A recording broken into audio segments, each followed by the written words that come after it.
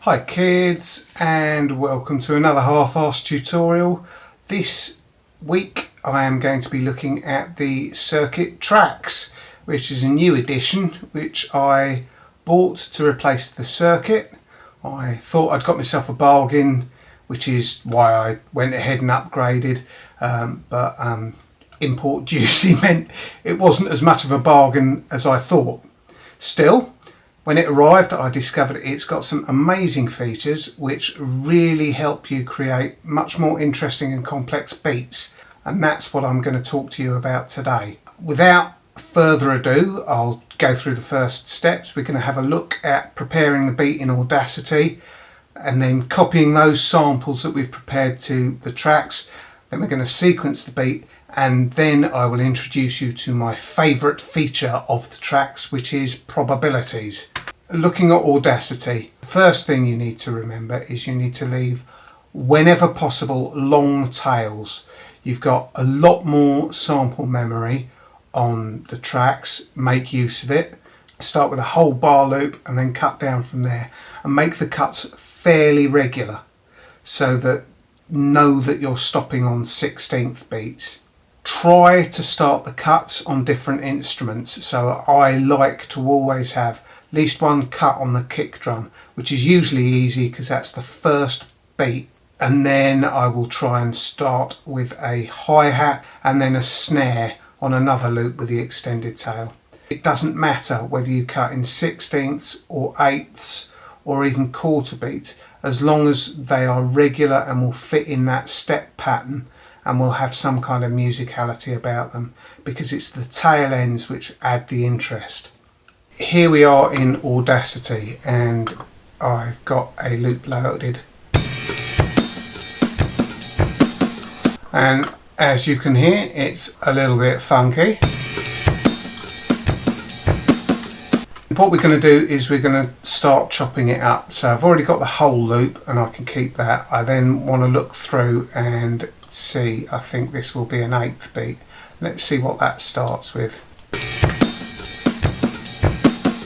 So kind of a ride cymbal sound. That's probably quite a good sound to start with. All I have done is highlighted that first area from the start of the ride to the end, and then I go File, Export, Export Selected Audio, and then I go into Music, Circuit Tracks, Beat Loops, Slight Funk. I've got the full loop there, and I'm going to call this full loop, and it's approximately 7 parts out of 8, so 7 parts out of 8, and then I can save that up.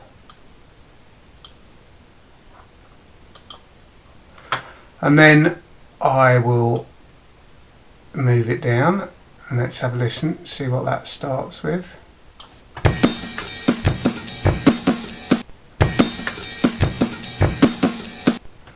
And that's a kick drum, so I'm actually going to have that kick drum in there, and I think that that would be the same thing. Export, Export Selected Audio, full loop, and I will call that 6 out of 8. And I quite like making sure I've got 8 slices, because that fills up a whole row on the circuit. And save that. And then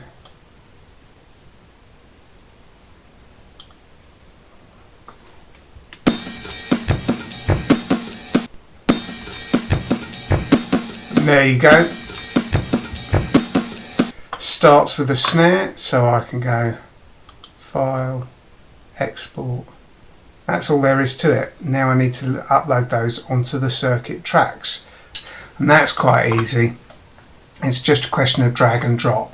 So take your loop, drop it into the one that you want it to go onto, and then you press Send to Circuit Tracks, put it in pack 0, and you put it on and you overwrite the sample. And you just continue the process until they are all uploaded, and then you can use them in your music. So I always will start the sequencing with the whole loop, the first bar, and then you can adjust the pitch so that you get it so it's looping across one whole bar at the beat, at the pace that you want it to be at. And then you can select which steps you're going to put in your samples. You can use each sample once and just lay it out in one go. But if you change the order slightly, it makes the beat more interesting. And this is where it really gets exciting. If you program your beat on one track, each sample will play until another sample cuts in. If you have a sample on the first step and then you trigger on the second step, whatever comes on afterwards, however long it is, gets cut off. And then say on the fifth step you've got another sample that you drop in, it will cut off the tail end of the previous sample, and it works like this all the way down the line. So you've already got an interesting pattern, something which is a bit different from the pattern that you started off with. And this is where probability comes in, because once you've set the probability, if the sample is not triggered, the previous sample will keep playing. For example, you've got your first sample being triggered on step 1 and another sample being triggered on step 2. But if probability dictates that it does not play, then the first sample will keep playing until another sample is triggered. And that way, every time that loop plays through, it will be slightly different and the variations will be slightly different.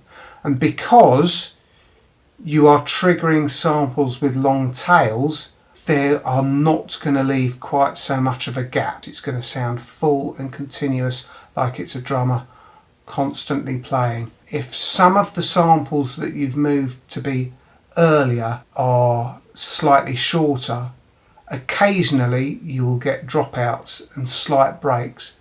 But as long as the breaks are not too long and not constantly there, that in itself will provide interest and something a bit more dynamic. It makes a huge impact and an amazing difference. Right, so let's have a look at this on the tracks. Our first job is to work out a nice BPM to loop this up at. So I've got a new project that's got nothing in there. I'm going to go on to drum 1. I'm going to scroll down, and this is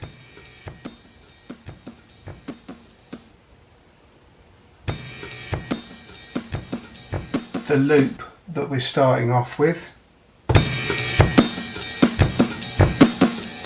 And I'm going to put it on at the first beat of the bar and then set it off playing. And then of course it's not going to loop round properly, so I'm going to tweak the tempo.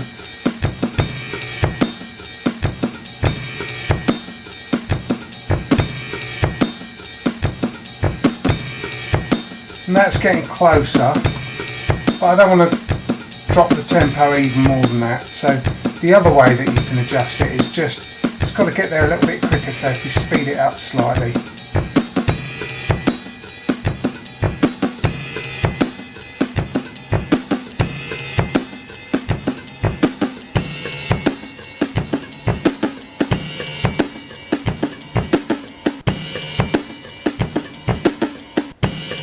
And there, that's a bit quick because there's a gap at the end, so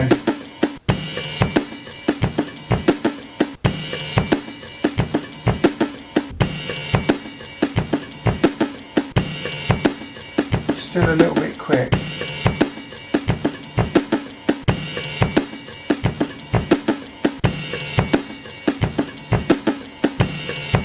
And that's about right there. Now I know that this here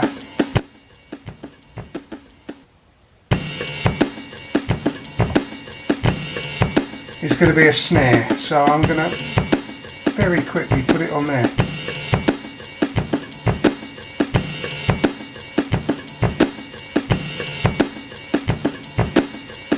And then let's fill in,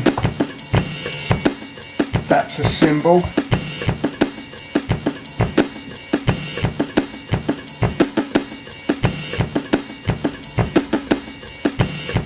There we've got something more interesting going.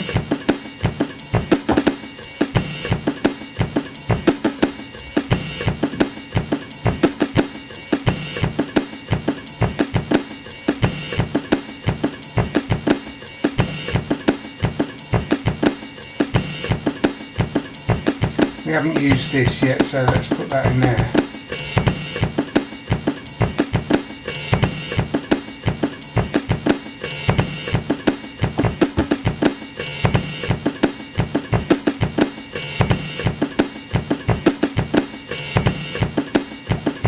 So it's already,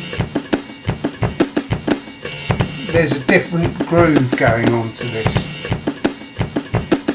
But now we can add that whole other layer that I was talking about. And we go probability. And each one, we want the first beat in the bar to always play. Other things can cut it off, but at least we know that if nothing else triggers, we've got the bar full with something going on. So let's give that, pick probabilities almost at random.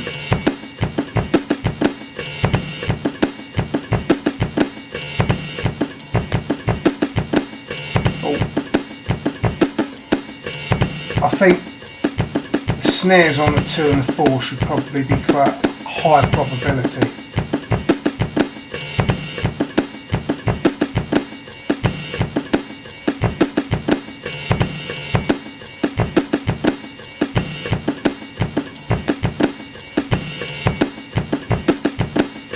And you can already hear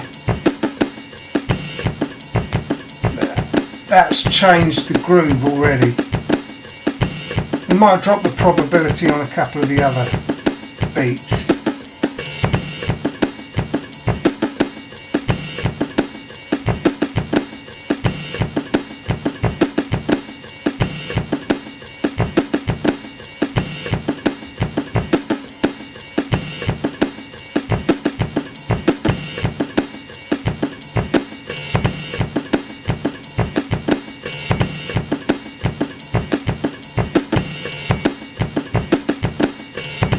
There you go.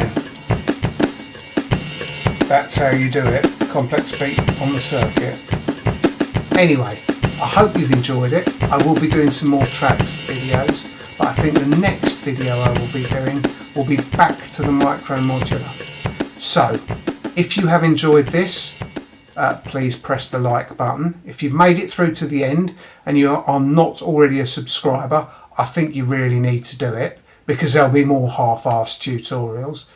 And if you think somebody else might find this useful, don't forget to share it around. Pass it on to somebody else. As they say at the Sirius Cybernetics Corporation, share and enjoy. See you later, kids. Have fun. Bye.